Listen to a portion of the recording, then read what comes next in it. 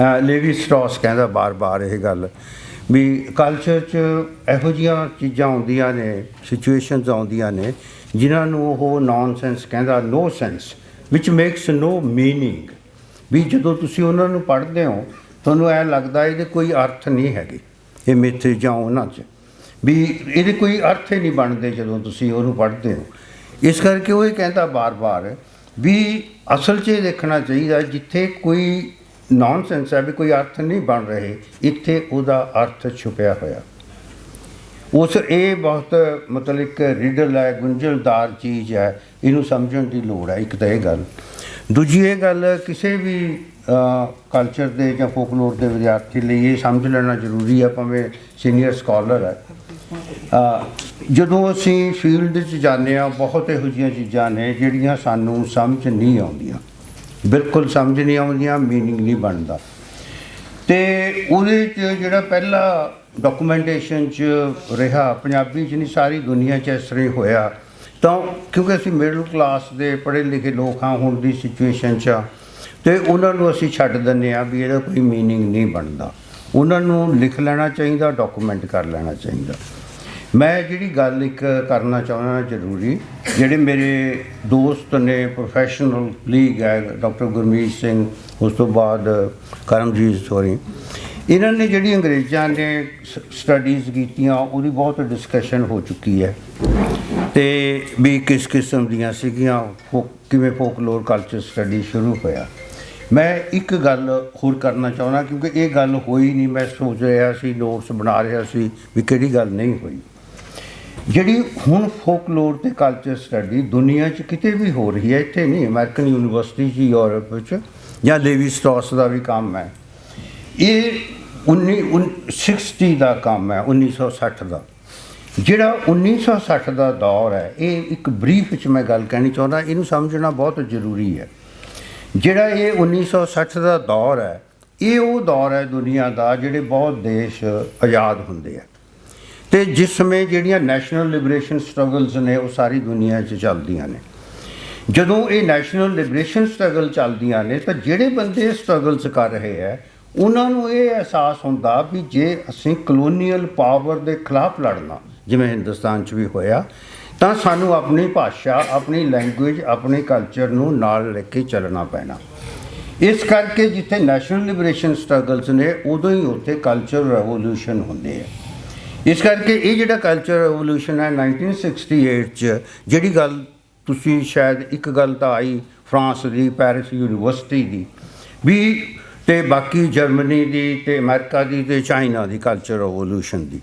ਉਹਦੇ 'ਚ ਇਹ ਹੈ ਵੀ ਜਿਹੜੇ, ਕਿਉਂਕਿ ਉਹ ਪੈਰਿਸ ਦੀ ਇਹ ਸਮਝਣਾ ਜ਼ਰੂਰੀ ਹੈ ਕਿ ਟਿਪੀਕਲ ਐਗਜ਼ਾਮਪਲ ਦੇ ਤੌਰ 'ਤੇ ਜਦੋਂ ਸਟੂਡੈਂਟਸ ਯੂਨੀਵਰਸਿਟੀ ਨੂੰ ਕੈਪਚਰ ਕਰਦੇ ਹੈ, ਉਹ ਬਿਲਕੁਲ ਕਬਜ਼ਾ ਕਰ ਲੈਂਦੇ ਹੈ, ਤਾਂ ਉਹਦੇ 'ਚ ਉਹਨਾਂ ਦਾ ਜਿਹੜਾ ਮੇਨ ਏਜੰਡਾ ਉਹ ਇਹ ਹੈ ਵੀ ਜਿਹੜਾ ਸਾਨੂੰ ਪੜ੍ਹਾਇਆ ਜਾ ਰਿਹਾ ਇਹਦਾ ਸਾਡੀ ਜ਼ਿੰਦਗੀ ਨਾਲ ਕੀ ਸੰਬੰਧ ਹੈ। ਜਿਹੜੀ ਹਿਸਟਰੀ ਸਾਨੂੰ ਪੜ੍ਹਾਈ ਜਾ ਰਹੀ ਹੈ, ਸੋਸ਼ੀਓਲੋਜੀ ਪੜ੍ਹਾਈ ਜਾ ਰਹੀ ਹੈ, ਲਿਟਰੇਚਰ ਪੜ੍ਹਾਇਆ ਜਾ ਰਿਹਾ, ਇਹਦਾ ਸਾਡੀ ਜ਼ਿੰਦਗੀ ਦੇ ਨਾਲ ਕੀ ਸੰਬੰਧ ਹੈ। ਇਸ ਕਰਕੇ ਇਹ ਦੌਰ ਹੈ ਜਿਹੜਾ ਮਤਲਬ ਜਿਹਦੇ 'ਚ ਇਹ ਕੁਐਸਚਨਿੰਗ ਹੁੰਦੀ ਹੈ ਵੀ ਜਿਹੜੇ ਇਹ ਸਬਜੈਕਟ ਹੈ, ਮਤਲਬ ਇਹ ਸੋਸ਼ੀਓਲੋਜੀ, ਹਿਸਟਰੀ ਜਾਂ ਹੋਰ, ਇਹ ਕਲੋਨੀਅਲ ਡਿਸਿਪਲਿਨ ਪੈਦਾ ਹੋਏ, ਰੂਲਿੰਗ ਅਤੇ ਅਲੀਟ ਕਲਾਸ ਹੈ, ਉਹਨਾਂ ਦੇ ਪੁਆਇੰਟ ਆਫ ਵਿਊ ਲਿਖੀ ਗਈ ਹਿਸਟਰੀ ਹੈ, ਅਤੇ ਲੋਕਾਂ ਦੀ ਹਿਸਟਰੀ ਕਿੱਥੇ ਹੈ, ਵੀ ਜਿਹੜੀ ਪੀਪਲਸ ਹਿਸਟਰੀ ਹੈ। ਅਤੇ ਜਿਹਦੇ 'ਤੇ ਖਾਸ ਤੌਰ 'ਤੇ ਇਹ ਗੱਲ, ਕਿਉਂਕਿ ਮੇਰੇ ਉਹ ਪ੍ਰੋਫੈਸਰ ਸੀ ਬਰਕਲੇ ਤੋਂ, ਕੈਲੀਫੋਰਨੀਆ ਤੋਂ, ਮੈਂ ਇੰਗਲਿਸ਼ ਦਾ ਵਿਦਿਆਰਥੀ ਹਾਂ, ਅਤੇ ਅਮਰੀਕਨ ਲਿਟਰੇਚਰ ਪੜ੍ਹਾਉਂਦੇ ਸੀ, ਸਾਨੂੰ ਇੱਥੇ ਆਏ ਸੀ। ਉਹ ਵਾਈਟ ਮੈਨ ਸੀ, ਬਲੈਕਸ ਨਾਲ ਸਿੰਪਥੀ ਸੀ। ਜਿਹੜਾ ਬਲੈਕ ਸਟੱਡੀ ਦਾ ਸੈਂਟਰ ਹੈ ਜਿੱਥੇ ਮੂਵਮੈਂਟ ਦਾ, ਉਹ ਕੈਲੀਫੋਰਨੀਆ ਬਰਕਲੇ ਯੂਨੀਵਰਸਿਟੀ ਬਣਦੀ ਹੈ। ਤਾਂ ਜਿਹੜੇ ਬਲੈਕਸ ਨੇ ਉਹਨਾਂ ਨੂੰ ਜੰਗਲਾਂ 'ਚੋਂ ਚੱਕ ਕੇ ਪਸ਼ੂਆਂ ਵਾਂਗੂ ਉੱਥੇ ਲੈ ਆਏ। ਉਹਨਾਂ ਦੀ ਕੋਈ ਆਪਣੀ ਭਾਸ਼ਾ ਨਹੀਂ, ਉਹਨਾਂ ਦਾ ਕੋਈ ਸਾਹਿਤ ਨਹੀਂ, ਕੋਈ ਕੁਛ ਨਹੀਂ, ਅਤੇ ਉਹ ਇਹ ਕੁਐਸਚਨ ਕਰਦੇ ਆ ਕਿ ਸਾਡੀ ਹਿਸਟਰੀ ਕਿੱਥੇ ਹੈ, ਸਾਡੀ ਲੈਂਗੁਏਜ ਕਿੱਥੇ ਹੈ, ਸਾਡੀ ਕਲਚਰ ਕਿੱਥੇ ਹੈ। ਇਸ ਕਰਕੇ ਜਦੋਂ ਉਹ ਡਿਫਾਈਨ ਕਰਦੇ ਆ ਉਦੋਂ ਇਹ ਕੁਐਸਚਨ ਜਿਹੜੇ ਉਦੋਂ ਤੋਂ ਹੁਣ ਤੱਕ ਚੱਲ ਰਹੇ ਹੈ, ਇਹ ਡਿਸਕਸ਼ਨ ਹੁੰਦੀ ਹੈ ਵੀ ਲਿਟਰੇਚਰ ਕੀ ਹੈ, ਜਿਹਨੂੰ ਅਸੀਂ ਕਹਿੰਦੇ ਹਾਂ ਨਾ ਓਂਟੋਲੋਜੀ ਕੀ ਹੈ ਲਿਟਰੇਚਰ ਦੀ, ਵੀ ਲਿਟਰੇਚਰ ਕੀ ਹੁੰਦਾ। ਇਹ ਉਹ ਦੌਰ ਹੈ ਜਦੋਂ ਸਾਰਤਰ ਦੀ ਬੁੱਕ ਆਉਂਦੀ ਹੈ ਜਿਹੜੀ ਬੱਚਿਆਂ ਨੂੰ ਪੜ੍ਹਨੀ ਚਾਹੀਦੀ ਹੈ। ਸਾਡੇ ਦੌਰ 'ਚ ਤਾਂ ਇਹ ਕਰੇਜ਼ ਸੀਗਾ, ਹਰ ਇੱਕ ਦੇ ਹੱਥ 'ਚ ਹੁੰਦੀ ਸੀ, ਵਾਟ ਇਜ਼ ਦ ਲਿਟਰੇਚਰ ਜਾਂ ਸਰਚ ਫਾਰ ਏ ਮੈਥਡ। ਇਹ ਕਿਤਾਬਾਂ ਹੱਥ 'ਚ ਹੁੰਦੀਆਂ ਸੀ। ਅਤੇ ਉਦੋਂ ਹੀ ਜਿੰਨੇ ਵੀ ਦਬਲੇ ਕੁਚੇ ਲੋਕ ਨੇ ਉਹਦੇ 'ਚ ਬਲੈਕਸ ਹੈ, ਉਹਦੇ 'ਚ ਔਰਤਾਂ ਨੇ ਜਿਹੜੀਆਂ ਉਹ ਵਿਮਨਸ ਮੂਵਮੈਂਟ ਹੈ। ਇਹ ਦੌਰ ਹੈ ਜਦੋਂ ਵਿਮਨਸ ਮੂਵਮੈਂਟ ਖੜੀ ਹੁੰਦੀ ਹੈ ਵੀ ਜੋ ਕੁਛ ਇਹ ਲਿਖਿਆ ਗਿਆ ਇਹ ਤਾਂ ਲਿਖੀ ਰਾਈਟਿੰਗ 'ਚ ਆਇਆ, ਇਹਦਾ ਮਰਦ ਨੇ ਲਿਖਿਆ, ਜਿਹੜੇ ਔਰਤਾਂ ਦੀ ਰਾਈਟਿੰਗ ਕਿੱਥੇ ਹੈ। ਅੱਛਾ, ਇਸੇ ਤਰ੍ਹਾਂ ਜਿਹੜੀਆਂ ਦੂਜੀਆਂ ਹਿੰਦੁਸਤਾਨ 'ਚ ਸਾਰੀ ਦੁਨੀਆ 'ਚ ਇਸ ਤਰ੍ਹਾਂ ਹੋਇਆ। ਉਹਦੇ 'ਚ ਇਹ ਹੁੰਦਾ, ਜਿਹੜੀ ਗੱਲ ਮੈਂ ਇੱਕ ਸੰਖੇਪ 'ਚ ਕਹਿਣਾ ਚਾਹੁੰਦਾ, ਭੁਪਿੰਦਰ ਖਹਿਰਾ ਬਾਅਦ 'ਚ ਗੱਲ ਕਰ ਲੈਣ ਜੀ ਕਰਨੀ ਚਾਹੁੰਦੇ ਆ ਵੀ ਜਿਹੜੀ ਰਾਈਟਿੰਗ ਹੈ ਇਹ 5000 ਸਾਲ ਪੁਰਾਣੀ ਹੈ। ਉਸ ਤੋਂ ਪਹਿਲਾਂ ਕੋਈ ਰਾਈਟਿੰਗ ਨਹੀਂ ਸੀਗੀ। ਉਸ ਤੋਂ ਪਹਿਲਾਂ ਸਾਰੇ ਦਾ ਸਾਰਾ ਕੁਛ ਓਰਲ ਸੀ। ਉਸ ਤੋਂ ਬਾਅਦ ਵੀ ਜਦੋਂ ਰਾਈਟਿੰਗ ਆ ਵੀ ਜਾਂਦੀ ਹੈ, ਐਜੂਕੇਸ਼ਨ ਆ ਵੀ ਜਾਂਦੀ ਹੈ, ਇਹਦੇ 'ਤੇ ਜਿਹੜਾ ਰਾਜ ਹੈ ਉਹ ਰੂਲਿੰਗ ਕਲਾਸ ਦਾ, ਅਲੀਟ ਦਾ ਹੈਗਾ। ਇਸ ਕਰਕੇ ਜਿਹੜਾ ਉਹਨਾਂ ਦੇ ਕੋਲ ਤਾਂ ਰਾਜ, ਉਹਨਾਂ ਕੋਲ ਰਾਈਟਿੰਗ ਹੈ, ਨੌਲੇਜ ਹੈ। ਇਸ ਕਰਕੇ ਜਿਹੜੀ ਐਜੂਕੇਸ਼ਨ ਹੈ, ਰਾਈਟਿੰਗ ਹੈ, ਇਹ ਨੌਲੇਜ ਹੈ। ਇਹ ਨੌਲੇਜ ਰੂਲਿੰਗ ਕਲਾਸ ਦੇ ਹੱਥ 'ਚ ਹੁੰਦੀ ਹੈ। ਇਸ ਕਰਕੇ ਬਿਲਕੁਲ ਇਸੇ ਤਰ੍ਹਾਂ ਸਾਰੀ ਦੁਨੀਆ 'ਚ ਹੁੰਦਾ ਵੀ ਜਿਵੇਂ ਮਰਦ ਪੜ੍ਹੇ ਲਿਖੇ ਹੁੰਦੇ ਸੀ, ਔਰਤਾਂ ਪੜ੍ਹੀਆਂ ਲਿਖੀਆਂ ਨਹੀਂ ਸੀ, ਉਹਨਾਂ ਨੂੰ ਸਕੂਲ ਨਹੀਂ ਸੀ ਜਾਂਦੇ, ਐਜੂਕੇਸ਼ਨ ਨਹੀਂ ਸੀ ਹੁੰਦੀ। ਹੁਣ ਇਸ ਕਰਕੇ ਇਹਦੇ 'ਚ ਇਹ ਕੁਐਸਚਨ ਪੈਦਾ ਹੁੰਦਾ, ਜਿਹੜੇ ਇਹ ਲੋਕ ਜਿਨ੍ਹਾਂ ਕੋਲ ਐਜੂਕੇਸ਼ਨ ਨਹੀਂ ਹੈ, ਲਿਟਰੇਸੀ ਨਹੀਂ ਹੈ, ਲਿਖ ਨਹੀਂ ਸਕਦੇ, ਤਾਂ ਇਹਨਾਂ ਦੀਆਂ ਸਿਰਜਣਾਵਾਂ ਕਿੱਥੇ ਨੇ। ਅਤੇ ਇਸ ਸਮੇਂ 'ਚ ਜਿਹੜੇ ਇਹ ਸਬਜੈਕਟ ਹੈ, anthropology, psychology, history, literary theory, ਉਹਦੇ 'ਚ ਇਹ ਡਿਸਕਸ ਹੁੰਦਾ, ਕਿਉਂਕਿ ਲਿਟਰੇਚਰ ਦੇ ਸਟੂਡੈਂਟਸ ਹੈ, ਵੀ ਜਿਹੜੀ ਕ੍ਰੀਏਟੀਵਿਟੀ ਹੈ, ਲਿਟਰੇਸੀ ਦਾ ਕ੍ਰੀਏਟੀਵਿਟੀ ਨਾਲ ਕੀ ਸੰਬੰਧ ਹੈ। ਵੀ ਜੇ ਤੁਸੀਂ ਪੜ੍ਹੇ ਲਿਖੇ ਹੋ ਤਾਂ ਹੀ ਕਵਿਤਾ ਲਿਖ ਸਕਦੇ ਹੋ, ਤਾਂ ਹੀ ਨਾਵਲ ਲਿਖ ਸਕਦੇ ਹੋ। ਤੁਹਾਡੀ ਜਿਹੜੀ ਲਿਟਰੇਸੀ ਹੈ, ਪੜ੍ਹੇ ਲਿਖੇ ਦਾ ਹੋਣ ਦਾ ਕ੍ਰੀਏਟੀਵਿਟੀ ਨਾਲ ਕੀ ਸੰਬੰਧ ਹੈ। ਅਤੇ ਇਸ ਕਰਕੇ ਇਹ ਜਿਹੜੀ ਗੱਲ ਹੈ, ਇਹ ਸਾਈਕੋਲੋਜੀ ਦੇ ਹੋਰ ਸਾਰੇ ਡਿਪਾਰਟਮੈਂਟਸ ਨੇ, ਪੇਂਟਿੰਗ, ਇਹਨਾਂ ਸਾਰਿਆਂ 'ਚ ਡਿਸਕਸ ਹੁੰਦੀ ਹੈ। ਤਾਂ ਇਹਦੇ 'ਚ ਇੱਕ ਗੱਲ ਤਾਂ ਇਹ ਸਾਹਮਣੇ ਆਉਂਦੀ ਹੈ, ਜਿਹੜੀ ਸਾਰੀ ਦੁਨੀਆ ਮੰਨਦੀ ਹੈ ਹੁਣ, ਇਹ ਵੀ ਲਿਟਰੇਸੀ ਦਾ ਕ੍ਰੀਏਟੀਵਿਟੀ ਨਾਲ ਕੋਈ ਸੰਬੰਧ ਨਹੀਂ ਹੈ। ਇਸ ਕਰਕੇ ਇਹਦਾ ਕੋਈ ਸੰਬੰਧ ਨਹੀਂ ਇਸ ਗੱਲ ਦੇ ਨਾਲ, ਕ੍ਰੀਏਟਿਵ ਹੋਣ ਨਾਲ। ਸ਼ੇਕਸਪੀਅਰ ਕਦੇ ਯੂਨੀਵਰਸਿਟੀ ਨਹੀਂ ਗਿਆ, ਜੇ ਚਲਾ ਜਾਂਦਾ ਹੋ ਸਕਦਾ ਖਰਾਬ ਹੋ ਜਾਂਦਾ ਕੰਮ, ਕਿਉਂਕਿ ਜਿਉਂ ਅਸੀਂ ਇੰਡਸਟਰੀਅਲਾਈਜ਼ ਹੁੰਦੇ ਹਾਂ, ਜ਼ਿਆਦਾ ਪੜ੍ਹਦੇ ਹਾਂ, ਰਿਸਰਚ ਕਰਦੇ ਹਾਂ, ਖਤਰਾ ਰਹਿੰਦਾ ਹਮੇਸ਼ਾ ਜਿਹੜੇ ਬੰਦੇ ਨੂੰ ਕ੍ਰੀਏਟੀਵਿਟੀ ਦਾ, ਵੀ ਉਹ ਖਤਮ ਹੋ ਜੇ। ਅੱਛਾ, ਇਸ ਕਰਕੇ ਇਹ ਸਾਰੇ ਜਿਹੜੇ ਡਿਸਿਪਲਨ ਨੇ, ਆਹ ਜਿਹੜੇ ਸਾਰੇ ਡਿਸਿਪਲਨ ਨੇ, ਫਿਰ ਇਹਨਾਂ 'ਚ ਇੱਕ ਪੈਰਾਡਾਈਮ ਸ਼ਿਫਟ ਆਉਂਦੀ ਹੈ। ਇਸ ਕਰਕੇ ਜਿਹੜੀ ਹਿਸਟਰੀ ਹੈ, ਉਹ ਜਿਹੜੀ ਆਰਕਾਈਵਲ ਹਿਸਟਰੀ ਹੈ, ਡਾਕੂਮੈਂਟ ਦੇ ਤੌਰ 'ਤੇ ਹਿਸਟਰੀ ਵੀ ਉਹਦਾ ਦਸਤਾਵੇਜ਼ ਚਾਹੀਦੀ ਹੈ, ਉਹਨੂੰ ਹਿਸਟਰੀ ਮੰਨਿਆ ਜਾਂਦਾ। ਇਹ ਹਿਸਟਰੀ ਦਾ ਕੌਨਸੈਪਟ ਖਤਮ ਹੋ ਗਿਆ। ਹਿੰਦੁਸਤਾਨ 'ਚ ਅਜਿਹਾ ਕੁਛ ਯੂਨੀਵਰਸਿਟੀਆਂ 'ਚ ਕੁਛ ਸਕਾਲਰ ਨੇ ਜਿਹੜੇ ਇਸ ਤਰ੍ਹਾਂ ਦੇ ਕੰਮ ਕਰਨ ਲੱਗ ਪਏ, ਜਿਵੇਂ ਸੋਸ਼ਲ ਹਿਸਟਰੀ 'ਚ ਕੰਮ ਕਰਨ ਲੱਗੇ। ਰਮੀਲਾ ਥਾਪਰ ਹੈ ਜਿਹਨਾਂ 'ਚੋਂ ਖਾਸ, ਜਿਹੜੇ ਲੰਡਨ ਤੋਂ PhD ਕਰਕੇ ਆਏ, ਉੱਥੋਂ ਆਏ। ਇਹ ਪਹਿਲੇ ਇਸ ਦੌਰ ਦੇ ਸਕਾਲਰ ਸੀਗੇ ਸੋਸ਼ਲ ਹਿਸਟਰੀ 'ਚ। ਇਹ ਬਿਲਕੁਲ ਉਸੇ ਕਿਸਮ ਦੀ ਹੈ, ਕਿਉਂਕਿ ਪੰਜਾਬੀ ਦੇ ਵਿਦਿਆਰਥੀ ਆ, ਮੈਂ ਤੁਹਾਨੂੰ ਦੱਸਦਾ ਵੀ ਅਕਬਰਨਾਮਾ, ਜਿਹੜਾ ਅਕਬਰ ਦੀ ਹਿਸਟਰੀ ਲਿਖੀ ਜਾਂਦੀ ਸੀ ਆਫੀਸ਼ੀਅਲ, ਕੀ ਹੋ ਰਿਹਾ ਅਕਬਰ ਦੇ ਟਾਈਮ 'ਚ, ਉਹਦੇ 'ਚ ਕਿਤੇ ਦੁੱਲਾ ਭੱਟੀ ਦਾ ਜ਼ਿਕਰ ਨਹੀਂ ਹੈ। ਕੋਈ ਦੁੱਲਾ ਭੱਟੀ ਵੀ ਸੀਗਾ, ਜਦੋਂ ਕਿ ਲਾਹੌਰ 'ਚ ਉਹ ਥਾਂ ਹੈਗੀ ਆ ਵੀ ਜਿੱਥੇ ਦੁੱਲੇ ਨੂੰ ਦਫਨਾਇਆ ਗਿਆ। ਉਹ ਇਸੇ 'ਚ ਜਿਹੜਾ ਅਕਬਰਨਾਮਾ, ਉਹਦੇ 'ਚ ਕਿਤੇ ਨੂਰ ਜਹਾਂ ਦਾ ਕਿਤੇ ਅਸਰ ਨਹੀਂ ਹੈਗਾ, ਕੋਈ ਵੀ ਨੂਰ ਜਹਾਂ ਵੀ ਹੁੰਦੀ ਸੀਗੀ। ਇਹ ਹੈ ਹਿਸਟਰੀ ਦਾ। ਇਸੇ ਤਰ੍ਹਾਂ ਫੋਕਲੋਰ, ਇਸ ਦੌਰ 'ਚ ਇਹ ਫੋਕਲੋਰ ਅਤੇ ਆਰਟ ਸਟੱਡੀਜ਼ ਆਮ ਲੋਕਾਂ ਦਾ ਸਟੱਡੀ ਸ਼ੁਰੂ ਹੁੰਦੀਆਂ ਨੇ। ਇਹ ਗੱਲ ਸਮਝਣੀ ਜ਼ਰੂਰੀ ਹੈ। ਇਸ ਕਰਕੇ ਇਸ ਦੌਰ 'ਚ ਇਸ ਗੱਲ 'ਤੇ ਰਿਸਰਚ ਹੁੰਦੀ ਹੈ, ਜਿਹੜਾ ਪਹਿਲਾਂ ਜਿਹਨੂੰ ਪ੍ਰਿਮਿਟਿਵ ਕਹਿੰਦੇ ਸੀ, ਟਰਾਈਬਲ ਕਹਿੰਦੇ ਸੀ। ਇੱਥੇ ਅਸੀਂ ਸ਼ਬਦ ਵਰਤ ਰਹੇ ਹਾਂ, ਇੰਟਰਨੈਸ਼ਨਲ ਫੋਰਮ 'ਚ ਤੁਸੀਂ ਸ਼ਬਦ ਟਰਾਈਬਲ ਜਾਂ ਪ੍ਰਿਮਿਟਿਵ ਨਹੀਂ ਵਰਤ ਸਕਦੇ। ਪ੍ਰਿਮਿਟਿਵ ਕਹਿਣਾ ਕਿਸੇ ਨੂੰ ਗਾਲ ਕੱਢਣੀ ਹੈ। ਮਤਲਬ ਉਹਨਾਂ ਨੂੰ ਅਸੀਂ ਜੇ ਲਿਖਣ ਲੱਗੇ ਵੀ, ਮੈਂ ਆਪਣੀ ਅੰਗਰੇਜ਼ੀ ਦੀ ਕਿਤਾਬ 'ਚ ਥਾਂ 'ਤੇ ਟਰਾਈਬਲ ਨਹੀਂ, ਫੋਰੈਸਟ ਪੀਪਲ ਲਿਖਿਆ। ਮਤਲਬ ਉਹਦੇ 'ਚ ਹੁੰਦਾ ਵੀ ਕੀ ਲਿਖੋ ਇਹਨਾਂ ਨੂੰ ਦੱਸਣ ਲਈ, ਟਰਾਈਬਲ ਜਾਂ, ਕਿਉਂਕਿ ਉਹਦੇ 'ਚ ਇਹ ਆਉਂਦਾ ਵੀ ਜਿਹੜਾ ਮਨੁੱਖ ਹੈ ਉਹ ਮਨੁੱਖ ਹੈ। ਇਸ ਕਰਕੇ ਜਿਹੜਾ ਇਹ ਹੈ ਜੋ ਹੁਣ ਤੱਕ ਦੀ, ਫਿਰ ਇਸ ਗੱਲ 'ਚੋਂ ਹੁੰਦਾ ਵੀ ਇਹਨਾਂ ਦੀ ਹਿਸਟਰੀ ਲੱਭੋ, ਇਹਨਾਂ ਦੀ ਕਲਚਰ ਲੱਭੋ, ਇਹਨਾਂ ਦੀਆਂ ਇਹਨਾਂ ਦੀਆਂ ਫਾਰਮਸ ਕੀ ਨੇ ਐਕਸਪ੍ਰੈਸ਼ਨ ਦੀਆਂ, ਜਿਹਨੂੰ ਅਸੀਂ ਇਹ ਕਹਿੰਦੇ ਹਾਂ ਵੀ ਜਦੋਂ ਇਹ ਆਪਣੇ ਆਪ ਨੂੰ ਐਕਸਪ੍ਰੈਸ ਕਰਦੇ ਆ, ਇਹਨਾਂ ਨੇ ਕਹਿਣਾ ਕੁਛ, ਜਿਵੇਂ ਔਰਤਾਂ ਨੇ, ਉਹਨਾਂ ਕੋਲ ਲਿਟਰੇਸੀ ਤਾਂ ਹੈ ਨਹੀਂ, ਮਤਲਬ ਪੜ੍ਹਨਾ ਲਿਖਣਾ ਨਹੀਂ ਆਉਂਦਾ, ਕਵਿਤਾ ਨਹੀਂ ਲਿਖਦੀਆਂ ਇਕੱਲੇ ਉਹਨਾਂ ਦੇ। ਅੱਛਾ, ਜਦੋਂ ਇਹ ਕੰਮ ਸ਼ੁਰੂ ਹੁੰਦਾ, ਜਿਹੜੇ ਲਿਟਰੇਚਰ ਦੇ ਡਿਪਾਰਟਮੈਂਟਸ ਨੇ, ਇਹ ਹਿੰਦੁਸਤਾਨ 'ਚ ਵੀ ਬਾਹਰ ਵੀ, ਉਹ ਸਭ ਤੋਂ ਪਹਿਲਾਂ ਇਹਦੇ 'ਚ ਉਹਨਾਂ ਦਾ ਇੰਟਰਸਟ ਜਾਗਦਾ, ਕਿਉਂਕਿ ਇਹਨਾਂ ਦੀਆਂ ਕੁਛ ਇਹੋ ਜਿਹੀਆਂ ਫਾਰਮਸ ਨੇ ਜਿਹੜੀਆਂ ਲਿਟਰੇਚਰ ਦੀਆਂ ਫਾਰਮ ਦੇ ਨੇੜੇ ਆ। ਜਿਵੇਂ ਗੀਤ ਹੈ ਜਿਹੜਾ ਕਵਿਤਾ ਦੇ ਨੇੜੇ ਹੈ, ਜਿਹੜੀਆਂ ਫੋਕ ਟੇਲਸ ਨੇ ਉਹ ਛੋਟੀ ਕਹਾਣੀ ਦੇ ਨੇੜੇ ਹੈ ਜਾਂ ਇਹ ਹੈ। ਇਸ ਕਰਕੇ ਇਹਨਾਂ ਫਾਰਮ 'ਚ ਰਿਸਰਚ ਹੁੰਦੀ ਹੈ ਸਾਰੀ, ਇਸੇ ਕਰਕੇ ਇਹਨੂੰ ਫੋਕ ਲਿਟਰੇਚਰ ਕਿਹਾ ਜਾਂਦਾ। ਇਸ ਥਾਂ 'ਤੇ ਮੈਂ ਇੱਕ ਐਗਜ਼ਾਮਪਲ ਦੇਣੀ ਚਾਹੁੰਦਾ ਜਿਹਦੇ ਨਾਲ ਸਮਝ ਆ ਜੇ ਕਿ ਹਿੰਦੁਸਤਾਨ 'ਚ ਫੋਕਲੋਰ ਸਟੱਡੀ ਇੱਥੋਂ ਸ਼ੁਰੂ ਹੁੰਦੀ ਹੈ ਬਹੁਤ ਜ਼ਿਆਦਾ। ਜਿਹੜਾ ਰਵਿੰਦਰਨਾਥ ਟੈਗੋਰ ਹੈ ਉਹਦੀ ਜਿਹੜੀ ਗੀਤਾਂਜਲੀ ਸੀ, ਉਹ ਜਿਹੜਾ ਯੇਟਸ ਪੋਇਟ ਸੀਗਾ ਆਇਰਲੈਂਡ ਦਾ, ਉਹਨੇ ਟਰਾਂਸਲੇਟ ਕੀਤੀ ਇੰਗਲਿਸ਼ 'ਚ, ਇੰਟਰੋਡਕਸ਼ਨ ਲਿਖੀ ਅਤੇ ਇਹ ਕੀਤਾ ਜਿਹਦੇ 'ਤੇ ਨੋਬਲ ਪ੍ਰਾਈਜ਼ ਮਿਲਿਆ ਟੈਗੋਰ ਨੂੰ। ਯੇਟਸ ਤੁਸੀਂ ਜਾਣਦੇ ਹੋ ਇੱਕ ਬਹੁਤ ਵੱਡਾ ਪੋਇਟ ਸੀਗਾ ਆਇਰਲੈਂਡ ਦਾ, ਅਤੇ ਉਹਨੇ ਟੈਗੋਰ ਨੂੰ ਉਹ ਆਇਰਲੈਂਡ ਲੈ ਗਿਆ ਵੀ ਮੈਂ ਤੁਹਾਨੂੰ ਦਿਖਾਉਣਾ। ਉਸ ਟਾਈਮ ਜਿਹੜਾ ਆਇਰਲੈਂਡ ਦਾ ਜਿਹੜਾ ਹੁਣ ਵੀ ਬਾਅਦ 'ਚ ਵੀ ਲੜਦਾ ਰਿਹਾ, ਇੰਗਲੈਂਡ ਤੋਂ ਆਜ਼ਾਦੀ ਲਈ ਲੜ ਰਿਹਾ ਸੀ। ਇਸ ਕਰਕੇ ਆਇਰਲੈਂਡ ਦੇ ਅੰਦਰ ਇੰਗਲੈਂਡ ਤੋਂ ਆਜ਼ਾਦ ਹੋਣ ਦੀ ਮੂਵਮੈਂਟ ਚੱਲ ਰਹੀ ਸੀ, ਨੈਸ਼ਨਲ ਲਿਬਰੇਸ਼ਨ ਸਟਰਗਲ। ਜਿਹੜੇ ਉੱਥੋਂ ਦੇ ਕਵੀ ਸੀਗੇ, ਜਿਹੜੇ ਉੱਥੇ ਥੀਏਟਰ ਦੇ ਬੰਦੇ ਸੀ, ਉਹ ਫੋਕ ਫਾਰਮਸ ਨੂੰ ਯੂਜ਼ ਕਰ ਰਹੇ ਸੀ। ਉਹ ਥਾਂ ਥਾਂ 'ਤੇ ਟੈਗੋਰ ਨੂੰ ਲੈ ਕੇ ਗਿਆ, ਜਿਹੜੇ ਉੱਥੋਂ ਦੇ ਮੇਨ ਥੀਏਟਰ ਦੇ ਬੰਦੇ ਸੀ, ਜਿਹੜੀਆਂ ਫੋਕ ਥੀਏਟਰ ਦੀਆਂ ਫਾਰਮਸ ਨੇ, ਫੋਕ ਮਿਥਸ ਹੈ, ਨੈਰੇਟਿਵ ਹੈ, ਉਹਨਾਂ ਦੇ ਆਧਾਰ ਕਰਕੇ ਨਾਟਕ ਕਰ ਰਹੇ ਸੀ। ਇਸੇ ਤਰ੍ਹਾਂ ਕਵਿਤਾਵਾਂ ਲਿਖੀਆਂ ਜਾ ਰਹੀਆਂ ਸੀ।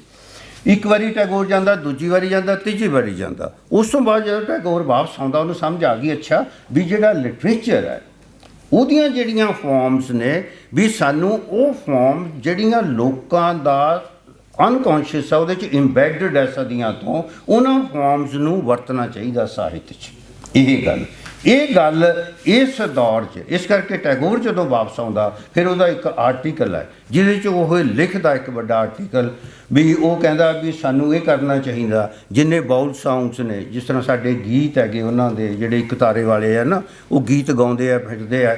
ਜੇ ਤੁਸੀਂ ਅੱਜ ਕੱਲ੍ਹ ਦੇਖਣਾ ਹੋਵੇ, ਜਦੋਂ ਮਮਤਾ ਬੈਨਰਜੀ ਲੀਡ ਕਰਦੀ ਹੈ ਨਾ ਪ੍ਰੋਸੈਸ਼ਨ ਨੂੰ, ਉਹਦੇ ਹੱਥ 'ਚ ਇੱਕ ਖੜਤਾਲ ਹੁੰਦੀ ਹੈ, ਉਹਦੇ ਪਿੱਛੇ 2-3 ਬੰਦਿਆਂ ਨੇ, ਔਰਤਾਂ ਨੇ ਪੱਗ ਜੀ ਬੰਨੀ ਹੁੰਦੀ ਹੈ, ਪਿੱਛੇ ਗਾਉਂਦੇ ਹੁੰਦੇ ਆ ਅਤੇ ਉਹ ਵਜਾ ਰਹੀ ਹੈ। ਇਹ ਬਾਊਲ ਸਿੰਗਰਸ ਨੇ ਜਿਹੜੇ ਪਿੱਛੇ ਨੇ, ਉਹ ਦੇਵਲ ਸਾਹਿਬ ਉਹਨਾਂ ਦੇ, ਇਹਨਾਂ ਦੀ ਟੀਮ ਹੈ ਜਿਹੜੀ ਸਾਹਿਤ ਅਕੈਡਮੀ 'ਚ ਵੀ ਲਿਆਉਂਦੇ ਹੁੰਦੇ ਸੀਗੇ। ਮਮਤਾ ਬੈਨਰਜੀ ਆਪ ਖੜਤਾਲ ਵਜਾ ਰਹੀ ਹੁੰਦੀ ਹੈ।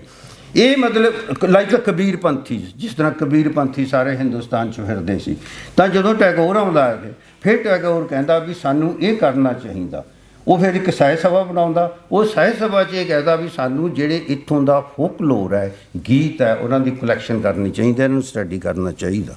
ਕਿਉਂਕਿ ਟੈਗੋਰ, ਤੁਹਾਨੂੰ ਪਤਾ, ਉਹਦਾ ਬਹੁਤ ਨਾਂ ਸੀ ਇੰਗਲੈਂਡ 'ਚ, ਉਸ ਨਾ ਤੇ ਬੰਗਾਲ 'ਚ। ਉਸ ਗੱਲ 'ਚੋਂ ਫਿਰ ਸਾਰੇ ਰਾਈਟਰ, ਉਹ ਕਲੈਕਸ਼ਨਸ ਹੋਣੀ ਸ਼ੁਰੂ ਹੋ ਜਾਂਦੀ ਹੈ, ਇਹਨਾਂ ਡਿਪਾਰਟਮੈਂਟਾਂ 'ਚ ਸ਼ੁਰੂ ਹੁੰਦਾ।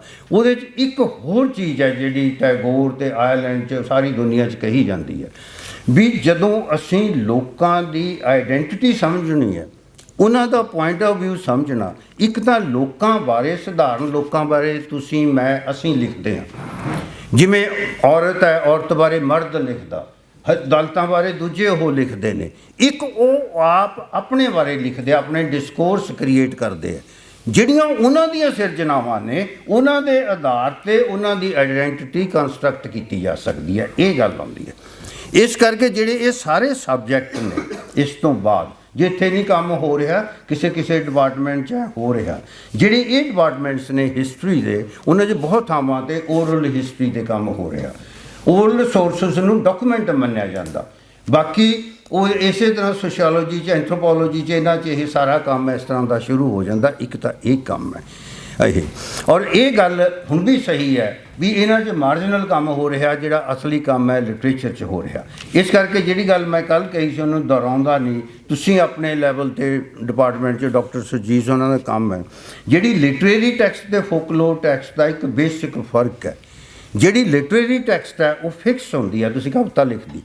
ਜਿਹੜੀ ਫੋਕਲੋਰ ਦੀ ਟੈਕਸਟ ਹੈ ਉਹ ਇਸ ਤਰ੍ਹਾਂ ਫਿਕਸ ਨਹੀਂ ਹੁੰਦੀ ਵੀ ਇਹ ਸਹੀ ਹੈ। ਇਹ ਮਤਲਬ ਜਦੋਂ ਤੁਸੀਂ ਇੱਕ ਟੈਕਸਟ ਲੈ ਲਈ, ਦੂਜੀ ਥਾਂ 'ਤੇ ਹੋਰ ਹੋਰ ਹੋਊਗੀ। ਜਿਹੜਾ ਉਹਦਾ ਮੀਨਿੰਗ ਹੈ, ਕਿਉਂਕਿ ਉਹ ਟੈਕਸਟ ਸਾਹਿਤ ਦੀ ਟੈਕਸਟ ਵਾਂਗੂ ਪੜ੍ਹਨ ਲਈ ਨਹੀਂ ਹੈ, ਉਹ ਪਰਫੋਰਮੈਂਸ ਲਈ ਹੈ।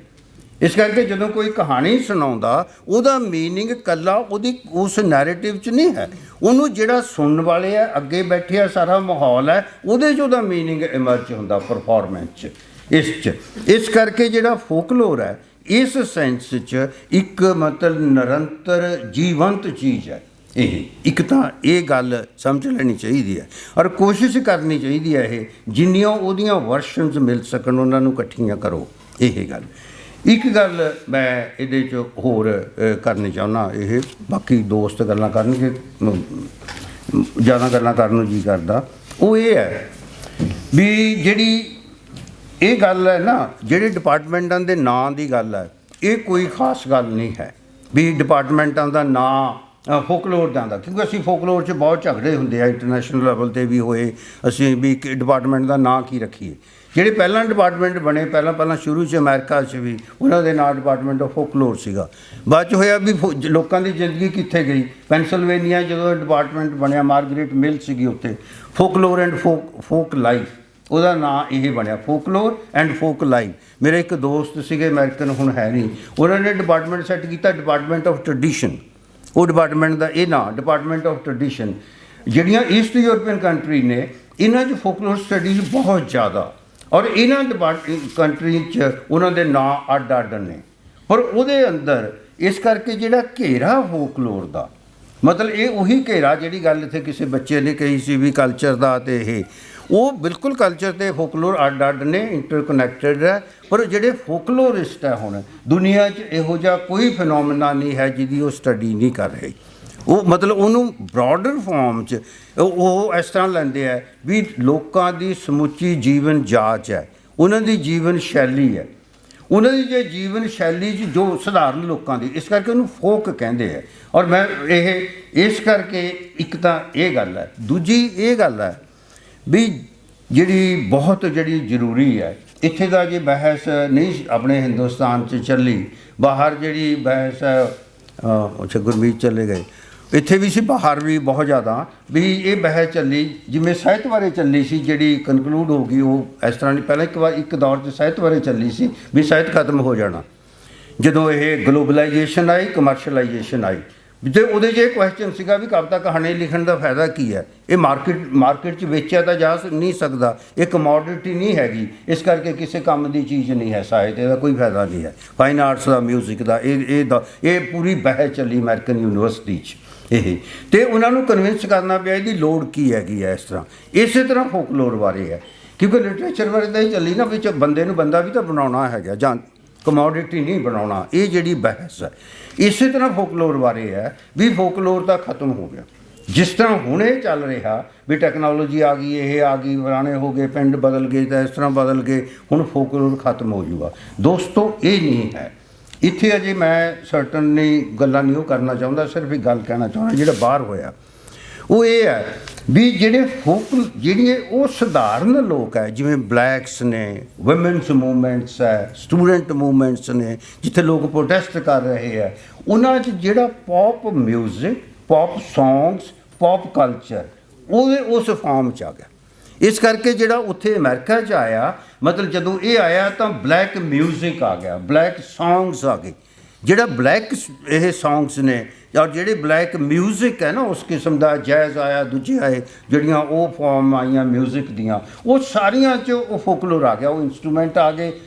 ਹੁਣ ਵੀ ਉੱਥੇ ਉਸੇ ਤਰ੍ਹਾਂ ਦੇ ਬੈਂਡ ਨੇ, ਉਸ ਤਰ੍ਹਾਂ ਦਾ ਸਭ ਕੁਛ ਹੈ ਜਿਹੜੇ ਇਸ ਤਰ੍ਹਾਂ ਗਾਉਂਦੇ ਹੈਗੇ। ਹੋਰ ਬਾਕੀ ਉਹਦੀ ਫਾਰਮ ਪੌਪ 'ਚ ਹੋ ਗਈ, ਜਿਹਦੇ 'ਚ ਰੋਲਾਂ ਬਾਰ ਦਾ ਕੰਮ ਹੈ। ਔਰ ਇਹਦੇ 'ਚ ਜਿਹੜੇ ਇਹ ਸਾਰੇ, ਇਸ ਕਰਕੇ ਇੱਕ ਤਾਂ ਇਹਦੇ 'ਚ ਇਹ ਹੋਇਆ, ਦੋ ਚੀਜ਼ਾਂ ਵਾਪਰੀਆਂ ਨੇ ਜਿਹੜੀਆਂ, ਇੱਕ ਤਾਂ ਜਿਹੜੀਆਂ ਸਬਜੈਕਟ ਦੀਆਂ ਬਾਊਂਡਰੀਜ਼ ਸੀਗੀਆਂ ਵੀ ਇਹ ਹਿਸਟਰੀ ਹੈ, ਇਹ ਸੋਸ਼ੀਓਲੋਜੀ ਹੈ, ਇਹ ਲਿਟਰੇਚਰ ਹੈ, ਇਹ ਫਾਈਨ ਆਰਟਸ ਹੈ, ਇਹ ਬਾਊਂਡਰੀਜ਼ ਟੁੱਟ ਗਈਆਂ। ਡਿਪਾਰਟਮੈਂਟ ਅੱਡ ਅੱਡ ਹੈਗੇ ਨੇ, ਠੀਕ ਹੈ, ਰੱਖੋ, ਪਰ ਇਹ ਨਹੀਂ ਹੈ ਵੀ ਇਹਨਾਂ 'ਚ ਇਹ ਬਾਊਂਡਰੀ ਹੈ ਵੀ ਹਿਸਟਰੀ ਵਾਲਿਆਂ ਨੇ ਆਹੀ ਸਟੱਡੀ ਕਰਨਾ, ਇਹ ਸਟੱਡੀ ਕਰਨਾ, ਇਹ ਕਰਨਾ, ਇਸ ਤਰ੍ਹਾਂ ਦੀ ਕੋਈ ਬਾਊਂਡਰੀਜ਼ ਨਹੀਂ। ਇਹ ਹੋ ਗਈਆਂ। ਇਹ ਦੂਸਰਾ ਇਹ ਹੋ ਗਈਆਂ ਸਬਜੈਕਟ ਮੈਟਰ ਦੀਆਂ ਵੀ ਕਿੱਥੇ ਸਟੱਡੀ ਕੀਤਾ ਜਾ ਸਕਦਾ। ਇੱਥੇ ਹਿੰਦੁਸਤਾਨ 'ਚ ਇੱਕ ਬਹੁਤ ਵੱਡੀ ਇੰਗਲਿਸ਼ ਦੇ ਡਿਪਾਰਟਮੈਂਟਾਂ 'ਚ ਲੜਾਈ ਲੜਨੀ ਪਈ, ਜਿਹੜੀ ਸਿਰਫ 2 ਥਾਂ 'ਤੇ ਕਾਮਯਾਬ ਹੋਏ, 3 ਥਾਂ 'ਤੇ, ਇੱਕ JNU, ਦੂਜਾ ਬੰਗਲੌਰ, ਤੀਜੀ ਪੰਜਾਬ ਯੂਨੀਵਰਸਿਟੀ। ਬਹੁਤ ਬੰਦੇ ਪੰਜਾਬ ਯੂਨੀਵਰਸਿਟੀ 'ਚ ਨਹੀਂ ਜਾਣਦੇ, ਡਿਪਾਰਟਮੈਂਟ ਆਫ ਇੰਗਲਿਸ਼ ਦਾ ਨਾਂ ਹੁਣ ਇਹ ਹੈ, department of English and culture studies. ਇਹ ਹੈ ਉਸ ਡਿਪਾਰਟਮੈਂਟ 'ਚ ਬਹੁਤ ਵੱਡੀ ਲੜਾਈ ਲੜਨੀ ਪਈ, ਕਿਉਂਕਿ ਉਹਦਾ ਸਾਡੇ ਤਾਂ ਚਲੋ ਦੋਸਤ ਸੀ, ਅਸੀਂ ਕਮੇਟੀਆਂ ਸੀਗੇ ਵਿੱਚ। ਉਹਦੇ 'ਚ ਤੁਸੀਂ ਰਾਣਾ ਨਈਆ ਨੂੰ ਚਾਈਨਾ ਨੂੰ ਜਾਣਦੇ ਹੋ, ਪੁਸ਼ਪਿੰਦਰ ਸਿਆਲ ਹੈ ਜਿਹਨੇ ਕੈਂਬਰਿਜ ਤੋਂ PhD ਕੀਤੀ ਹੈ, ਕਿਉਂਕਿ ਇਹਨਾਂ ਨੇ ਪੰਜਾਬੀ 'ਤੇ ਕੰਮ ਕਰਨਾ ਚਾਹਿਆ। ਉਹਨਾਂ ਨੇ ਕਿਹਾ ਤੁਸੀਂ ਇੰਗਲਿਸ਼ ਦੇ ਡਿਪਾਰਟਮੈਂਟ 'ਚ ਪੰਜਾਬੀ 'ਤੇ ਕੰਮ ਨਹੀਂ ਕਰ ਸਕਦੇ। ਪਾਸ 'ਤੇ ਥੀਸਿਸ ਲਿਖਿਆ ਗਿਆ, ਡਿਪਾਰਟਮੈਂਟ ਆਫ ਇੰਗਲਿਸ਼ 'ਚ ਇੰਗਲਿਸ਼ 'ਚ ਲਿਖਿਆ ਗਿਆ। ਇਸ ਕਰਕੇ ਇਹ ਜਿਹੜਾ ਇਹ ਦੌਰ ਹੈ, ਇਸ ਤਰ੍ਹਾਂ ਦਾ ਹੋ ਰਿਹਾ। ਇਸ ਕਰਕੇ ਇਸ ਦੌਰ 'ਚ ਜਿਹੜੇ ਮੈਥਡਸ ਨੇ ਹੋਰ ਹੈ ਉਹ ਵੀ ਬਦਲ ਰਹੇ ਆ। ਜਿਹੜੀ ਗੱਲ ਨਾਲ ਮੈਂ ਕਨਕਲੂਡ ਕਰਨਾ ਚਾਹੁੰਦਾ ਉਹ ਇਹ ਹੈ, ਔਰ ਜਿਹੜੀ ਇਹ ਡਿਵੀਜ਼ਨ ਹੈ, ਜਦੋਂ ਤੱਕ ਇਸ ਸਮਾਜ ਦੇ ਅੰਦਰ ਇਹ ਰਹਿਣਾ ਵੀ ਇੱਕ ਐਲੀਟ ਹੈ, ਇੱਕ ਜਿਹਨੂੰ ਅਸੀਂ ਫੋਕ ਕਹਿੰਦੇ ਹਾਂ, ਤਾਂ ਉਹ ਜਿਹੜੀ ਰੂਲਿੰਗ ਕਲਾਸ ਹੈ, ਉਹਨਾਂ ਦਾ ਲਿਟਰੇਚਰ ਹੈ, ਉਹਨਾਂ ਦਾ ਉਹ ਕਲਾ ਹੋਰ ਹੈ, ਇੱਕ ਆਮ ਸਧਾਰਨ ਲੋਕ ਨੇ। ਜਿਹੜੇ ਉਹ ਲੋਕ ਹੈ, ਉਹ ਔਰਤਾਂ ਨੇ ਜਾਂ ਦਲਿਤ ਹੈ, ਉਹਨਾਂ ਦਾ ਸਾਹਿਤ, ਉਹਨਾਂ ਦੀ ਕਲਾ, ਉਹਨਾਂ ਦਾ ਡਰੈਸ, ਇਹ ਬਿਲਕੁਲ ਉਸੇ ਤਰ੍ਹਾਂ ਜਿੰਦਾ ਰਹਿਣਾ। ਇਸ ਕਰਕੇ ਉਹਨੂੰ ਸਮੁੱਚੇ ਸਮਾਜ ਨੂੰ ਸਮਝਣ ਲਈ, ਸਮੁੱਚੇ ਸਮਾਜ ਨੂੰ ਸਮਝਣ ਲਈ ਇਸ ਸਮੁੱਚੀ ਚੀਜ਼ ਨੂੰ ਸਮਝਣਾ ਪੈਣਾ। ਬਾਕੀ ਇਸ ਗੱਲ 'ਚ ਇਹ ਆ, ਉਹ 1968 ਤੋਂ ਹੁਣ ਤੱਕ ਚੱਲ ਕੇ ਮੈਨੂੰ ਡਾਕਟਰ ਗੁਰਮੁਖ ਨੂੰ ਦੇਖ ਕੇ ਗੱਲ ਖਿਆਲ ਆ ਗਈ ਇਹ ਵੀ ਇਸ ਦੌਰ ਤੱਕ ਪਹੁੰਚੇ ਆ। ਜਦੋਂ 1968 'ਚ ਵੂਮਨ ਸਟੱਡੀ ਸ਼ੁਰੂ ਹੋਈਆਂ ਬਰਕਲੇ 'ਚ, ਇਹ ਜਿਹੜਾ ਮੇਰਾ ਪ੍ਰੋਫੈਸਰ ਸੀ ਉੱਥੇ ਸੀ, ਤਾਂ ਉਹ ਪ੍ਰੋਟੈਸਟ 'ਚ, ਕਿਉਂਕਿ ਔਰਤਾਂ ਨੂੰ ਉਦੋਂ ਕਮਰਸ਼ਲਾਈਜ਼ ਐਡ ਦੇ ਅੰਦਰ ਉਹਨਾਂ ਦੀ ਬਾਡੀ ਨੂੰ ਵਰਤਿਆ ਜਾਂਦਾ ਸੀ, ਵਿਸਕੀ ਵੇਚਣੀ ਆ, ਨੰਗੀ ਔਰਤ ਦੇ ਨਾਲ ਤਸਵੀਰ ਹੁੰਦੀ ਸੀਗੀ, ਤਾਂ ਉਹਨਾਂ ਨੇ ਔਰਤਾਂ ਨੇ ਯੂਨੀਵਰਸਿਟੀ 'ਚ ਸਟੂਡੈਂਟਸ ਨੇ ਅਤੇ ਦੂਜਿਆਂ ਨੇ ਨੰਗੇ ਹੋ ਕੇ ਪ੍ਰੋਟੈਸਟ ਕੀਤਾ ਵੀ ਤੁਸੀਂ ਸਾਡੀ ਬਾਡੀ ਵਿੱਚ ਦੇਖਣਾ ਚਾਹੁੰਦੇ ਹੋ, ਦੇਖ ਲਓ। ਇਹ ਇਸ ਤਰ੍ਹਾਂ ਦਾ ਪ੍ਰੋਟੈਸਟ ਇੰਫਾਲ 'ਚ ਵੀ ਹੋਇਆ ਇੰਡੀਆ 'ਚ, ਜਦੋਂ ਇੰਡੀਅਨ ਆਰਮੀ ਨੇ ਉਹਨਾਂ ਨੂੰ ਰੇਪ ਕੀਤਾ ਸੀ ਕੁਛ ਔਰਤਾਂ ਨੂੰ। ਇਸ ਕਰਕੇ ਇਸ ਦੌਰ 'ਚ ਹੁਣ ਇਸ ਤਰ੍ਹਾਂ ਨਹੀਂ ਹੈ। ਹੁਣ ਇਹ ਨਹੀਂ ਹੈ ਵੀ ਇਹ ਮਰਦ ਹੈ ਜਾਂ ਔਰਤ ਹੈ, ਇਸ ਤਰ੍ਹਾਂ ਦੀ ਕੋਈ ਸਮਝ ਨਹੀਂ ਹੈ। ਔਰਤ ਨੇ ਮਰਦ ਨੂੰ ਐਜੂਕੇਟ ਕਰਨਾ, ਉਹਨੂੰ ਬੰਦਾ ਬਣਾਉਣਾ, ਸਿਵਲਾਈਜ਼ ਕਰਨਾ ਹੈ। ਔਰ ਇਹ ਗੱਲ ਬਿਲਕੁਲ ਉਸੇ ਤਰ੍ਹਾਂ ਦੀ ਇਹ ਕਾਸਟ ਹੈ ਜਿਹੜੀ ਡਾਕਟਰ ਸੁਰਜੀਤ ਨੇ ਕਹੀ ਹੈ, ਫਲਾਣੀ ਜਾਤ ਹੈ, ਹੋਰ ਹੈ, ਇਹ ਹੈ। ਬਾਕੀ ਇਹ ਹੈ, ਹਰ ਸਮਾਜ ਦੇ ਅੰਦਰ ਜਿਹੜੀ ਇਹ ਸੋਚ ਹੈ, ਜਿਸ ਤਰ੍ਹਾਂ ਅਸੀਂ ਸੋਚ ਰਹੇ ਹਾਂ, ਇਹ ਸੋਚ ਚੱਲਦੀ ਹੈ। ਬਾਕੀ ਹਿੰਦੁਸਤਾਨ ਬਾਰੇ ਇੱਕ ਗੱਲ ਮੈਂ ਲਾਸਟ 'ਚ ਕਹਿ ਕੇ ਗੱਲ ਖਤਮ ਕਰਨਾ, ਅਤੇ ਪੰਜਾਬ ਬਾਰੇ ਇਹ ਗੱਲ ਸਮਝਣੀ ਬਹੁਤ ਜ਼ਰੂਰੀ ਹੈ। ਜਦੋਂ ਤੁਸੀਂ ਰਿਸਰਚ ਕਰ ਰਹੇ ਹੋ ਇੰਡੀਆ 'ਤੇ, ਹਿੰਦੁਸਤਾਨ ਅਤੇ ਚੀਨ ਦੋ ਸਿਵਲਾਈਜੇਸ਼ਨਸ ਨੇ ਜਿੱਥੇ ਅਨਇੰਟਰਪਟਡ ਕੰਟੀਨਿਊਟੀ ਆਫ ਕਲਚਰ ਟ੍ਰਡੀਸ਼ਨ ਹੈ, ਵਿਚ ਮੀਨਸ ਜਿਹੜੀਆਂ 5000 ਸਾਲ ਪੁਰਾਣੀਆਂ ਸੱਭਿਆਚਾਰਕ ਪਰੰਪਰਾਵਾਂ ਨੇ ਉਹ ਚੱਲ ਰਹੀਆਂ ਨੇ। ਇਸ ਤਰ੍ਹਾਂ ਇੱਥੇ ਵੀ ਹੈ, ਚੀਨ 'ਚ ਵੀ ਹੈ, ਇਹਨਾਂ ਥਾਵਾਂ 'ਤੇ ਜਿਹੜੀਆਂ ਇੰਨੀਆਂ ਪੁਰਾਣੀਆਂ ਨੇ ਉਹ ਚੱਲ ਰਹੀਆਂ ਨੇ ਅਜੇ। ਉਹਦੇ ਨਾਲ ਗੱਡਾ ਵੀ ਹੈ, ਏਅਰ ਕੰਡੀਸ਼ਨ ਕਾਰ ਵੀ ਹੈ, ਇਕੱਠੇ ਚੱਲ ਰਹੇ ਹੈ, ਇਹ ਵੀ ਚੱਲ ਰਹੇ ਆ ਜੀ। ਇਸ ਕਰਕੇ ਉਸੇ ਸੋਚ ਉਹ ਮਤਲਬ ਉਹ ਲੋਕ ਵੀ ਹੈ ਜਿਹਨਾਂ ਦੀ ਇਹ ਸੋਚ ਹੈ ਵੀ ਮਰਦ ਇਨਸਾਨ ਹੁੰਦਾ, ਉਹਦੇ 'ਚ ਕੋਈ ਫਰਕ ਨਹੀਂ ਹੁੰਦਾ ਵੀ ਕਿਹੜੀ ਜਾਤ ਹੈ, ਔਰਤ ਹੈ, ਮਰਦ ਹੈ, ਇਨਸਾਨ ਹੁੰਦਾ। ਇਹ ਸੋਚ ਵੀ ਹੈ। ਉਹ ਜਿਹੜੀ ਪੁਰਾਣੀ ਸੋਚ ਹੈ ਉਹ ਸੋਚ ਵੀ ਹੈ। ਉਹਦੀਆਂ ਸੈਰਮਨੀਜ਼, ਰਿਚੁਅਲਸ ਉਸ ਤਰ੍ਹਾਂ ਸਰਵਾਈਵ ਕਰ ਰਹੀਆਂ ਨੇ। ਜੇ ਉਹ ਕਰ ਰਹੀਆਂ ਨੇ, ਜਦੋਂ ਹੁਣ ਤੁਸੀਂ ਰਿਸਰਚ ਕਰਦੇ ਹੋ, ਮੈਂ ਇਸ ਕਰਕੇ ਇਹਦੇ 'ਚ ਕੀ ਹੋਇਆ ਇੱਥੇ ਵੀ ਜਿਹੜਾ ਪੰਜਾਬ ਹੈ, ਰਾਜਸਥਾਨ ਹੈ, ਇਹ ਜਿਹੜਾ ਸਾਰਾ ਇਲਾਕਾ ਇਹ ਬਿਲਕੁਲ ਫਰੰਟੀਅਰ 'ਤੇ ਹੈ। ਇੱਥੋਂ ਸ਼ੁਰੂ ਤੋਂ ਹੀ ਮਤਲਬ ਹਮਲਾਵਰ ਆਉਂਦੇ ਰਹੇ। ਜਿੰਨੇ ਹਮਲਾਵਰ ਆਉਂਦੇ ਸੀ ਨਾਰਥ ਵੈਸਟ ਫਰੰਟੀਅਰ ਤੋਂ ਆਉਂਦੇ ਸੀਗੇ। ਜਿਹੜੇ ਇਹ ਲੋਕ ਆਏ, ਇਹਨਾਂ 'ਚ ਕੁਛ ਇੱਥੇ ਸੈਟਲ ਹੋ ਗਏ, ਕੁਛ ਵਾਪਸ ਚਲੇ ਗਏ। ਮੁਸਲਮਾਨ ਤਾਂ 1000 'ਚ ਆ ਕੇ ਸੈਟਲ ਹੁੰਦੇ ਆ, ਪਰ ਪਹਿਲਾਂ ਤੋਂ ਆਉਂਦੇ ਸੀ। ਗ੍ਰੀਕਸ ਆਏ, ਦੂਜੇ ਆਏ। ਜਿਹੜੀਆਂ ਇਹ ਕੌਮਾਂ ਆਈਆਂ, ਇਹਨਾਂ ਕੌਮਾਂ ਦੇ ਨਾਲ ਇਹਨਾਂ ਦੀਆਂ ਭਾਸ਼ਾਵਾਂ ਆਈਆਂ, ਇਹਨਾਂ ਦਾ ਸੱਭਿਆਚਾਰ ਆਇਆ, ਇਹਨਾਂ ਦਾ ਫੋਕਲੋਰ ਆਇਆ, ਇਹਨਾਂ ਦਾ ਗੀਤ ਸੰਗੀਤ ਆਇਆ। ਇਹ ਜੋ ਕੁਛ ਆਇਆ ਇੱਥੇ ਅਸਿਮੀਲੇਟ ਹੋਇਆ। ਇਸ ਕਰਕੇ ਜਿਹੜਾ ਪੰਜਾਬੀ ਸੱਭਿਆਚਾਰ ਹੈ ਉਹਦੇ 'ਚ ਇਹ ਸ਼ਬਦ ਹੈ ਜਿਹੜਾ ਅਸੀਂ ਕਲਚਰ ਐਂਥਰੋਪੋਲੋਜੀ 'ਚ ਵਰਤਦੇ ਹਾਂ, ਇਹ ਮਿਊਜ਼ਿਕ 'ਚ ਵੀ ਵਰਤਿਆ ਜਾਂਦਾ, ਜਿਹਨੂੰ ਕਲਚਰਲ ਫਿਊਜ਼ਨ ਕਹਿੰਦੇ ਆ। ਕਲਚਰਲ ਫਿਊਜ਼ਨ ਇਹ ਨਹੀਂ ਹੈ ਵੀ ਵੱਖਰੇ ਵੱਖਰੇ ਧਰਮ ਇਕੱਠੇ ਰਹਿੰਦੇ ਆ, ਨਹੀਂ। ਇਹਨਾਂ ਧਰਮਾਂ ਨੇ ਅਸਿਮੀਲੇਟ ਹੋ ਕੇ ਇੱਕ ਪੰਜਾਬੀ ਕਲਚਰ ਟ੍ਰਡੀਸ਼ਨ ਬਣੀ ਹੈ ਜਿਹਦੇ 'ਚ ਸਮੋਏ ਹੋਏ ਨੇ। ਇਸ ਕਰਕੇ ਜਿਹੜਾ ਮਤਲਬ ਇਹ ਮਾਲਵੇ ਦਾ ਜੱਟ ਹੈ ਉਹ ਗੁਰਦੁਆਰੇ ਵੀ ਜਾਂਦਾ, ਕਾਲੀ ਦੇਵੀ ਦੇ ਮੰਦਿਰ ਵੀ ਜਾਂਦਾ, ਸਖੀ ਸਰਵਰ ਦੇ ਵੀ ਜਾਂਦਾ। ਜਦੋਂ ਉਹ ਮਤਲਬ ਉੱਥੇ ਨੈਣਾ ਦੇਵੀ ਦੇ ਵੀ ਜਾਂਦਾ, ਮਨਸਾ ਦੇਵੀ ਦੇ ਵੀ ਜਾਂਦਾ। ਜਿਹੜੀਆਂ ਸਾਡੀਆਂ ਬੀਬੀਆਂ ਨੇ ਜਦੋਂ ਉਹਨਾਂ ਦੇ ਪੁੱਤਰ ਨਹੀਂ ਉਹਨਾਂ ਨੂੰ ਮਿਲਦਾ, ਉਹ ਗੁੱਗੇ 'ਤੇ ਵੀ ਜਾਂਦੀਆਂ ਨੇ। ਉਹਦੇ 'ਚ ਅਨਪੜ੍ਹ ਔਰਤਾਂ ਨਹੀਂ ਜਾਂਦੀਆਂ, ਯੂਨੀਵਰਸਿਟੀ ਦੀਆਂ ਪ੍ਰੋਫੈਸਰ ਵੀ ਜਾਂਦੀਆਂ ਨੇ। ਇਹ ਮਤਲਬ ਇਹ ਸਾਰਾ ਕੁਛ ਇਹ ਵਰਤ ਰਿਹਾ। ਔਰ ਇੱਥੇ ਮਤਲਬ ਇਸ ਕਰਕੇ ਇਹ ਹਿੰਦੂ ਨਹੀਂ ਹੈ, ਇਹ ਸਿੱਖ ਨਹੀਂ ਹੈ, ਇਸ ਤਰ੍ਹਾਂ ਨਹੀਂ ਹੈ। ਇਹ ਸਿਮੀਲੇਸ਼ਨ ਹੋਈ ਹੈ। ਜਿਹੜਾ ਕਾਲੀ ਦੇਵੀ ਦਾ ਮੰਦਿਰ ਹੈ, ਆ ਕਾਲੀ ਦੇਵੀ ਹੈ, ਕਿਉਂਕਿ ਮੈਂ ਉਹਦੇ 'ਚੋਂ ਸਖੀ ਸਰਵਰ ਵਾਲੀ ਅਤੇ ਦੂਜੀ ਜਦੋਂ 2016 'ਚ ਮੇਰੀ ਕਿਤਾਬ ਛਪੀ ਹੈ ਇਹ ਪੰਜਾਬੀ ਯੂਨੀਵਰਸਿਟੀ ਦੀ, ਮੈਂ 1970 ਤੋਂ ਪਿੰਡਾਂ 'ਚ ਫਿਰਦਾ, ਫੋਟੋਆਂ ਖਿੱਚਦਾ, ਐਂ ਕਰਦਾ। ਮੈਨੂੰ ਐ ਸੀ ਵੀ ਮੈਂ ਦੁਬਾਰਾ ਨਕੋਦਰ ਜਾਵਾਂ, ਦੁਬਾਰਾ ਇਹਨਾਂ ਥਾਵਾਂ 'ਤੇ ਜਾਵਾਂ, ਰੀਵਿਜ਼ਿਟ ਕਰਾਂ, ਦੇਖਾਂ, ਹੋਰ ਕਾਲੀ ਦੇਵੀ 'ਤੇ ਵੀ ਜਾਵਾਂ। ਇਸ ਕਰਕੇ ਮੈਂ ਉਹਦੇ 'ਚ ਉਹ ਫੋਟੋਆਂ ਲਾਈਆਂ। ਤੁਸੀਂ ਦੇਖਿਆ ਵੀ ਜਿਹੜੇ ਪਿੰਡਾਂ ਦੇ ਜੱਟ ਹੈ, ਦੂਜੇ ਹੈ, ਪੱਗਾਂ ਬੰਨੀਆਂ ਹੋਈਆਂ ਨੇ, ਉਹ ਸਵੇਰੇ ਆਉਂਦੇ ਹੈ, ਸ਼ਾਮ ਨੂੰ ਸ਼ਹਿਰ ਵਾਲੇ ਆਉਂਦੇ ਹੈਗੇ ਉਸੇ ਕਾਲੀ ਦੇਵੀ ਦੇ। ਉਹਦੇ 'ਚ ਦੂਜੇ ਵੀ ਆਉਂਦੇ ਆ, ਉਹ ਵੀ ਆਉਂਦੇ ਆ, ਸਾਰੇ ਆਉਂਦੇ ਆ। ਔਰ ਸਾਰੇ ਮਲੇਰਕੋਟਲੇ ਦੇ ਆਲੇ ਦੁਆਲੇ ਜਿੰਨੇ ਪਿੰਡਾਂ ਦੇ ਲੋਕ ਆ ਜਿਹੜੇ ਮੀਟ ਖਾਂਦੇ ਆ, ਉਹ ਸੂਰ ਨਹੀਂ ਖਾਂਦੇ, ਕਿਉਂਕਿ ਉੱਥੇ ਮੁਸਲਮਾਨ ਰਹਿੰਦੇ ਆ। ਔਰ ਦੂਜੇ ਪਾਸੇ ਜਿਹੜੇ ਸੂਫੀ ਸ਼ਰਾਈਨਸ ਨੇ, ਖਤਮ ਹੋ ਗਿਆ, ਜਿਹੜੇ ਸੂਫੀ ਸ਼ਰਾਈਨ ਹੈ, ਉਹਨਾਂ ਦੇ ਹੁਣ ਕੋਈ ਮੁਸਲਮ ਰੂਲ ਨਹੀਂ, ਉੱਤੇ ਲੋਕ ਜਾਂਦੇ ਆ। ਅਤੇ ਸੂਫੀ ਮਿਊਜ਼ਿਕ ਦੀ ਰਿਸਰਜੈਂਸ ਹੈ। ਇਸ ਕਰਕੇ ਜਦੋਂ ਇਹਨੂੰ ਦੇਖਣਾ, ਔਰ ਜਿਹੜੀ ਪੰਜਾਬੀ ਲੈਂਗੁਏਜ ਹੈ ਉਹਦੇ 'ਚ ਇੰਨੇ ਸ਼ਬਦ ਨੇ ਜਿਹੜੇ ਮੁੰਡਾ ਲੈਂਗੁਏਜਸ ਦੇ, ਟਰਾਈਬਲ ਲੈਂਗੁਏਜਸ ਦੇ ਕੋਈ ਸੰਬੰਧ ਨਹੀਂ, ਆ ਗਏ, ਸਮੋ ਗਏ, ਹੋ ਗਏ। ਉਸੇ ਤਰ੍ਹਾਂ ਸੱਭਿਆਚਾਰ 'ਚ ਹੈ। ਇਸ ਕਰਕੇ ਉਹਨੂੰ ਜਿਹੜੀ ਸਾਡੀ ਪ੍ਰੋਬਲਮ ਹੈ ਜੇ ਸਕਾਲਰਸ, ਉਹ ਇਹ ਹੈ, ਅਸੀਂ ਉਹਨਾਂ ਨੂੰ ਰਿਲੀਜਨ ਦੀਆਂ ਕੈਟਾਗਰੀਜ਼ ਦੇਖ ਕੇ ਉਹਨਾਂ ਨੂੰ ਜਿਹੜਾ ਸਾਡੇ ਦਿਮਾਗ 'ਚ ਬਣਿਆ ਹੋਇਆ ਸਕ੍ਰਿਪਚਰ ਦਾ, ਵੀ ਸਕ੍ਰਿਪਚਰ 'ਚ ਇਹ ਹੈ, ਇਹ ਇਕੱਲੇ ਕਿਸੇ ਵੀ ਧਰਮ ਦੀ ਇਹ ਪ੍ਰੋਬਲਮ ਹੈ। ਉਹਨਾਂ ਕੈਟਾਗਰੀ 'ਚ ਦੇਖ ਕੇ ਜ਼ਿੰਦਗੀ ਦੇ ਅਮਲ ਨੂੰ ਦੇਖਦਾ ਉਹ, ਉਹਨੂੰ ਲੱਗਦਾ ਵੀ ਜਿਹੜੀ ਗੱਲ ਉਹ ਸਕ੍ਰਿਪਚਰ ਦੇ ਨਾਲ ਮੇਲ ਨਹੀਂ ਖਾਂਦੀ, ਉਹ ਜ਼ਿੰਦਗੀ ਦੇ ਅਮਲ 'ਚ ਚੱਲ ਰਹੀ ਹੈ। ਅਤੇ ਫੋਕਲੋਰਿਸਟ ਇਹ ਸਮਝਦੇ ਹੈ ਜ਼ਿੰਦਗੀ ਦਾ ਅਮਲ ਵੱਡਾ ਹੁੰਦਾ, ਉਸ ਤੋਂ ਵੱਡਾ ਹੋਰ ਕੋਈ ਗ੍ਰੰਥ ਨਹੀਂ ਹੁੰਦਾ। Thank you very much.